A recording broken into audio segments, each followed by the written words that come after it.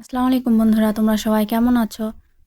মায়ের বাড়িতে দ্বিতীয় দিন কি করলাম সে সব কিছু নিয়ে থাকছে আজকের ভিডিও। সকালবেলা ঘুম থেকে উঠে ফ্রেশ হয়ে মায়ের হাতের বানানো রুটি ও গরুর মাংস দিয়ে নাস্তা করলাম।